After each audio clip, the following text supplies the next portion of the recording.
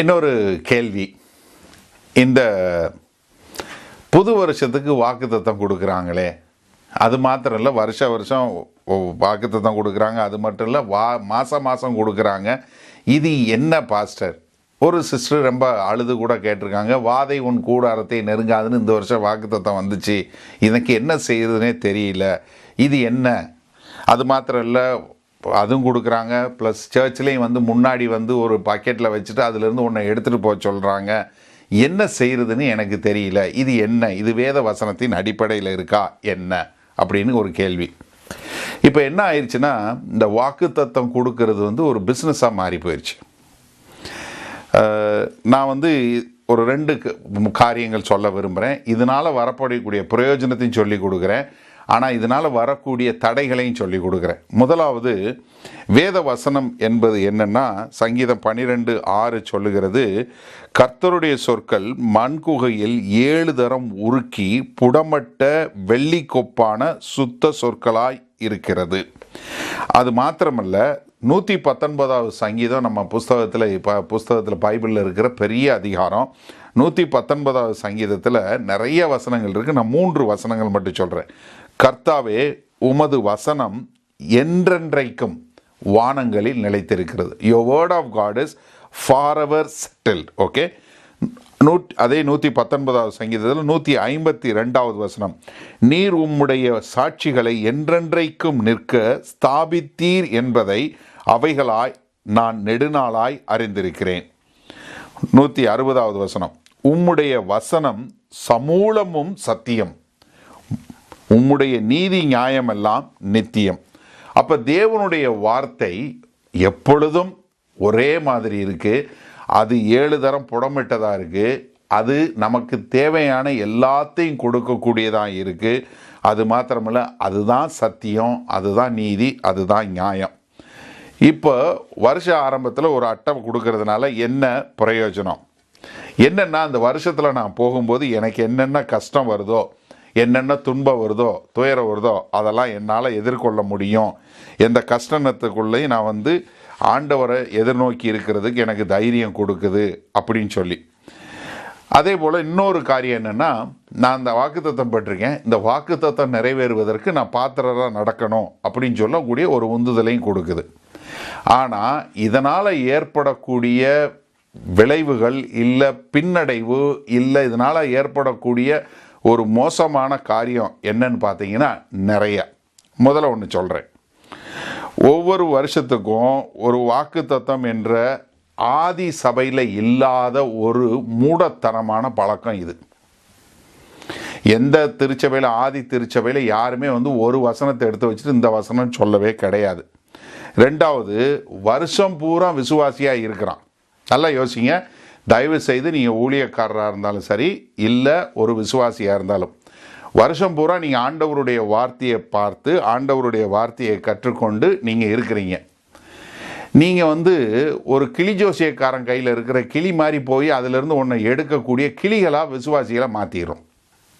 ஊழியக்காரனாக இருந்தீங்கன்னா, இல்லை விசுவாசியாக இருந்தீங்கன்னா, நீங்கள் வருஷம் பூரா விசுவாசியாக இருக்கிறீங்க, 1ஆம் தேதியும் இல்லை மாதத்தில் 1ஆம் தேதியும் நீங்கள் கிளி மாதிரி போய் ஒரு வசனத்தை எடுத்துகிட்டு வர்றது உங்களை கிளியாக மாற்றிடுறமே ஒழிய உங்களை விசுவாசியாக வைக்கிறது இல்லை. 3வதாக, எல்லா சபையிலையும் செய்கிறாங்க, நம்ம சபையில் செய்யலைன்னா நம்மளை இது பண்ணிடுவாங்கன்னு சொல்லி அதுக்காக நீங்கள் செய்யாதீங்க. ஏன்னா மக்கள் வேறு எதுக்கு போயிடுவாங்களோ அப்படின்னு சொல்லி. பிரதானமாக ஒரு காரியம் பாருங்க, புது உடன்படிக்கையின் ஊழியக்காரர்கள், புது உடன்படிக்கையின் திருச்சபை, புது வாழ்வு திருச்சபை, இப்படி எல்லாமே புது சொல்லக்கூடிய ஆண்டவராகிய இயேசு கிறிஸ்துவனுடைய திருச்சபை என்று சொல்லக்கூடிய அதை நடத்துகிறவர்கள் எல்லாருமே வாக்குத்தத்தம்னு வரும்போது எதை வாக்குத்தத்தமாக கொடுக்குறாங்க? ஏசாயா புஸ்தகத்திலிருந்தும் சங்கீத புஸ்தகத்திலிருந்தும் உபாகமம் புஸ்தகத்திலிருந்தான் வாக்குத்தத்தம் கொடுக்குறாங்களே ஒழிய புதிய ஏற்பாட்டிலேருந்து ஏன் உங்களுக்கு வாக்குத்தத்தம் கொடுக்கறதில்ல? சிந்திச்சு பாருங்கள். நான் இந்த கேள்வி நிறைய பேர் கேட்டதுனால இந்த கேள்விக்கு நான் பதில் கொடுக்குறேன். இந்த பதில் கொடுக்கறதுக்கு முன்பாக நான் நிறைய இந்த வருஷத்தில், இந்த 2019வது வருஷத்தில் பெரிய பெரிய ஊழியங்கள், சபைகள், ஊழியக்காரர்கள் மற்றும் சபைகளினுடைய வாக்குத்தத்தங்களை பூரா எடுத்து பார்த்தேன். ஆதியாகமம் இருக்குது, உபாகமம் இருக்குது, யோசுவா புஸ்தகம் இருக்குது, சங்கீதம் இருக்குது, அதை விட்டால் ஏசாயா இருக்குது, அப்புறம் மீகா தீர்க்கதரிசி இருக்குது, ஓசியா தீர்க்கதரிசி இருக்குது. புதிய ஏற்பாட்டிலேருந்து ஏன் கொடுக்கறதில்ல? யோசிச்சு பாருங்கள். ஆனால் அவங்க சொல்கிறது வந்து புதிய ஏற்பாட்டின் திருச்சபைன்னு சொல்கிறாங்க, புது வாழ்வு திருச்சபை விடுங்க, புதிய உடன்படிக்கையின் திருச்சபைன்னு சொல்கிறாங்க, கிறிஸ்துவின் ஊழியன்னு சொல்கிறாங்க. ஏன் கிறிஸ்து சொல்கிறது சொல்ல மாட்டேங்கிறாங்க? சிந்திச்சு பார்த்துருக்கீங்களா? ஒரு ஊழியக்காரராக இருந்தால் நீங்களும் சிந்திச்சு பாருங்கள், என்ன நடக்குதுன்னு கேளுங்க. வருஷம் பூரா நம்மளை ஆவிக்குரியவர்களாய் பரலோக சிந்தையில் வாழுங்க, கிறிஸ்து எல்லாவற்றையும் செய்து விட்டார் அப்படின்னு சொல்லி கொடுத்துட்டு, ஆனால் வருஷ ஆரம்பத்திலேயே அவங்கள மாம்ச பிரகாரமான கீழ்ப்படுத்திட்டு பிறகு வருஷம் பூரா அவங்கள தூக்குறதுக்கு ட்ரை பண்ணுறோமா? இல்லை, நீங்களே யோசிச்சு பாருங்களேன், உங்க சிந்திச்சு பாருங்கள், தயவு செய்து சிந்திச்சு பாருங்கள். வருஷம் பூரா உங்களுக்கு பிரசங்கம் வந்து மேல் நோக்கி பார், பரலோக பார்வை பார், உன் ஆண்டவரை பார், ஆண்டவரை போல வாழுன்னு சொல்லி கொடுக்குறோம். ஆனால் வருஷ ஆரம்பத்தில் நீ வந்து உலக பிரகாரமாக தேடுன்னு சொல்லி கொடுத்துட்டு பிறகு அதுக்கப்புறம் பூரா போட்டு பம்ப் அடிக்கிறதா? சிந்திச்சு பாருங்கள், தயவு செய்து சிந்திச்சு பாருங்கள். அடுத்து, இது நிறைய நேரங்கள் என்னென்னா அறிமுகமான விசுவாசிகள்கிட்டருந்து காணிக்கை கலெக்ட் பண்ணுறதுக்கு ஒரு வசதியாக தான் இருக்கே ஒழிய மற்றதும் இல்லை. நம்ம வந்து ஒவ்வொரு நாளும் தேவனை சார்ந்து நடக்க வேண்டியவர்கள், ஆண்டவர் என்ன சொல்கிறாருன்னு கேட்டு வாழ வேண்டிய மக்களை நம்ம ஒரு வசனத்துக்குள்ளே அவங்கள கொண்டு போய் நிறுத்துவதனால என்ன நடக்குதுன்னா, அவர்கள் வந்து மற்ற ஒரு குறுகிய விசுவாசிகளாக ஒரு ஒரு கண் பார்வை குதிரைக்கு இது போட்ட மாதிரி, கடிவாளம் போட்ட மாதிரி ஆண்டவருடைய பறந்து விரிந்த மீதி வாக்குத்தத்தங்களை விட்டுட்டு ஆண்டவருடைய கடமைகளை விட்டு நம்ம வந்து இப்படி போகிற மக்களாக அவங்கள மாட்டி விடுகிறோம். முழு வேதத்தையும் முக்கியப்படுத்தி அதை வந்து தேவ ஜனங்கள் கவனத்தை வந்து ஒரு குறிப்பிட்ட வசனத்துக்கு மட்டுமே நம்ம அவங்கள கட்டி வைக்கிறவர்களாய் மாற்றி விடுகிறோம். இந்த வசனத்தை பிடிச்சிக்கிட்டு நிறைய பேர் அதை வீட்டில் வச்சுட்டு அதில் கட்ட போட்டவங்களாக இருக்கிறத பார்க்குறோம்.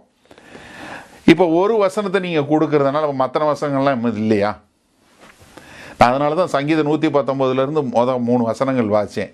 எல்லா வசனமும் தேவ ஆவியினால் அருளப்பட்டது, அது நித்தியத்திற்கு உள்ளது. அப்போ மீதி வசனம் இம்பார்ட்டன்ட் இல்லையா? ஏன்னா நம்ம எப்படிப்பட்ட ஒரு காரியங்களாக இருக்கிறோம்.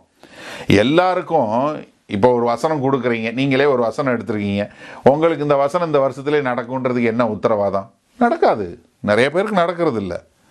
அதுக்காக வந்து உடனே வந்து அவங்களுடைய விசுவாசத்தில் தடை வர்ற மாதிரி இருக்கக்கூடாது இல்லையா? அது மாத்திரமல்ல, ஒரு சில வாக்கு தத்தங்கள், இப்போ அவங்க கொடுக்கக்கூடிய வாக்கு தத்தங்கள் நிறையா பார்த்தீங்கன்னா, ஏசாயா, சங்கீதம், உபாகமம் புஸ்தகமெல்லாம் ஒரு இஸ்ரவேல் தேச மக்களுக்கு மாம்ச பிரகாரமாய் மாம்ச ஆசீர்வாதங்களுக்கு கொடுக்கப்பட்ட வாக்குத்தத்தம். ஒரு குறிப்பிட்ட பகுதியில் உள்ள மக்களுக்கு, ஒரு இஸ்ரவேல் தேசத்துக்கு இல்லை ஒரு குறிப்பிட்ட மக்களுக்கு கொடுக்கப்பட்ட வாக்குத்தத்தம். அது எப்படி உங்களுக்கு பலிக்கும்? யோசிச்சு பாருங்க. அது அந்த ஒரு காரியமே இல்லாமல், ரெண்டாவது நிறைய பேருக்கு ஒரு பயம் வேற. ஏன்னா இந்த வாக்குத்தத்தம் எடுத்த ஒரு சிஸ்டர் கேட்டு அழுததுக்கு காரணம் என்னென்னா, ஐயோ நான் போய் வாக்குத்தத்தம் எடுக்கலைன்னா ஊழியக்காரர் என்னை இது பண்ணுற மாதிரி ஆயிருமோ, இல்லை நான் போய் முன்னாடி போய் ஒரு வாக்குத்தத்தம் எடுக்கலைன்னா அதனால் ஆசீர்வாதத்தை இழந்து போயிடணும். ஒன்றும் இழந்தெல்லாம் போக மாட்டீங்க. ஆண்டவர் உங்களை என்னத்துக்கு அழைச்சாரோ அந்த காரியங்களை அவர் நிறைவேற்றுவார். அதனால் வந்து நீங்கள் போய் முன்னாடி அந்த வாக்குத்தத்தம் வாங்கணும், இல்லை மாதமாச்சுன்னா வாக்குத்தத்தம் வாங்கி நீங்கள் காணிக்க கொடுத்தா தான் உங்களை ஆசீர்வதிப்பார்னா, நீங்கள் வந்து ஆண்டவரை வந்து ஏதோ காளி இல்லை இந்த மாதிரி ஒரு கடவுளாக தான் தெரிந்தெடுத்து ட்ரீட் பண்ணுறீங்களே ஒழிய, அவரை அகிலத்திற்கும் படைத்த தேவனாய் உங்களுடைய பரம பிதாவாய் நீங்கள் அவரை வந்து ஏற்றுக்கொள்ளவில்லைங்கிறதான் அர்த்தம். ஏன்னா முதல்ல மாறுதல் வந்து உங்ககிட்ட தான் வரணும். விசுவாசிகளாகி இருக்க நீங்கள் மாறும்போது தான். ஏன்னா ஏமாறுகிறவர்கள் இருக்கிற வரைக்கும் ஏமாத்துறவங்க இருக்க தான் செய்வாங்க. அப்போ நீங்கள் வந்து வேத வசனத்தை வாசித்து ஆண்டவருடைய வாக்கு தத்தம் எல்லாமே எனக்கு சொந்தம், அவருடைய வார்த்தை எல்லாமே எனக்கு சொந்தம், அந்த வார்த்தையின்படி நான் வாழணும்னு சொல்லி வாழ வேண்டியதாக இருக்கணும். கடைசி இன்னொரு விஷயம் சொல்கிறேன். அப்போ போன வருஷம் கொடுத்த வாக்கு தத்தம் இந்த வருஷம் எக்ஸ்பைரி ஆயிடுச்சா? ஆண்டவர் என்ன எக்ஸ்பைரி டேட் போட்டால் கொடுக்குறாரு? இப்போ நம்ம வீட்டில் போய் பால் வாங்குகிறோம், பாலுக்கு எக்ஸ்பைரி டேட் இருக்குது. சாப்பாடு வாங்குகிறோம், அதுக்கு எக்ஸ்பைரி டேட் இருக்குது. இது கெட்டு போயிடும்னு சொல்லி போட்டுடுறோம். இப்போ ஆண்டவரோட வாக்கு தத்தம் கெட்டு போயிடுமா? இப்போ இந்த வருஷம் வந்து வாதை உன் கூடாரத்தை அணுகாது, அப்போ போன வருஷம் அணுகுச்சா? அப்போ அதுக்கு அடுத்த வருஷம் அணுகுமா? என்ன ஒரு பாருங்க, ஒரு மக்களை வந்து எந்த அளவுக்கு கட்டுப்படுத்தக்கூடியதாகவும் அவங்கள வந்து விசுவாசத்தில் வளர முடியாதபடி அவர்களுக்கு ஒரு தடையாகவும் மாறுவதை நாம் காண முடிகிறது.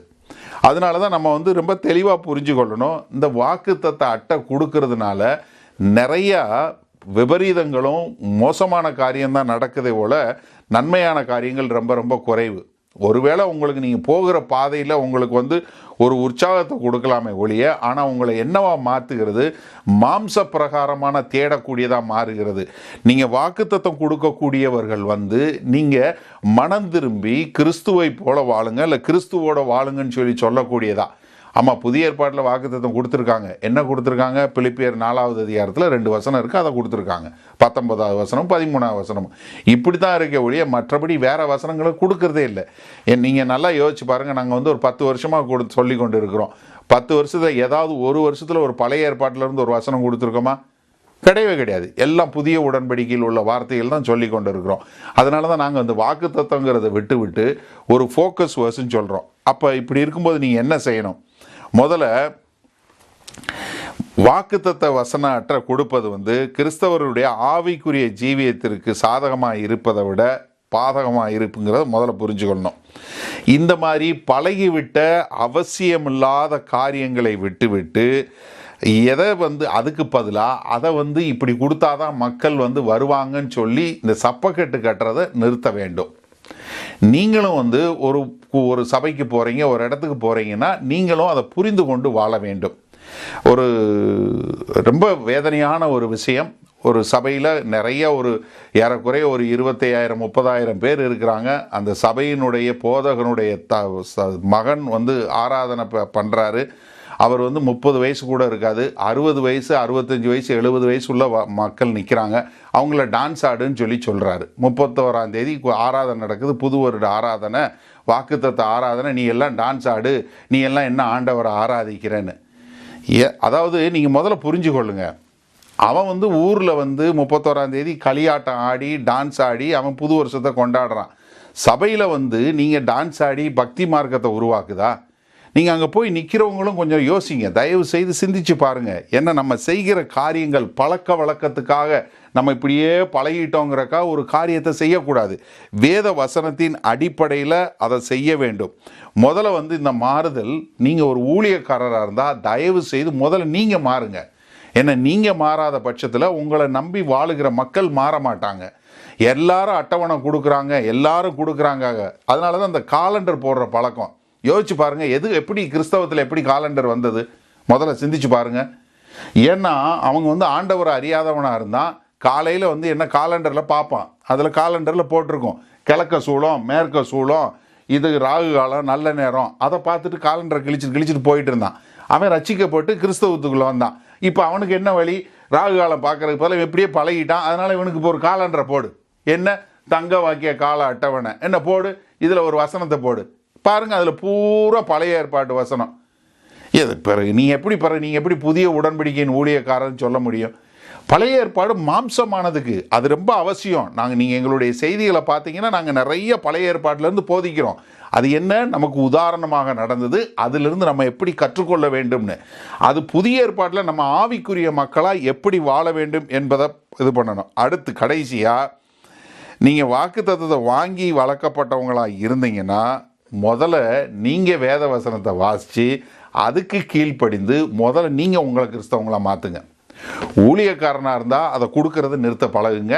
நீங்கள் வந்து மக்களை வந்து தேவனுடைய அன்புலையும் தேவனுடைய கிருபையிலையும் கிறிஸ்துவை போல மாற வேண்டும் என்பதில் நீங்கள் பிரசங்கம் பண்ணி அவங்கள மக்களை வழி நடத்துங்க.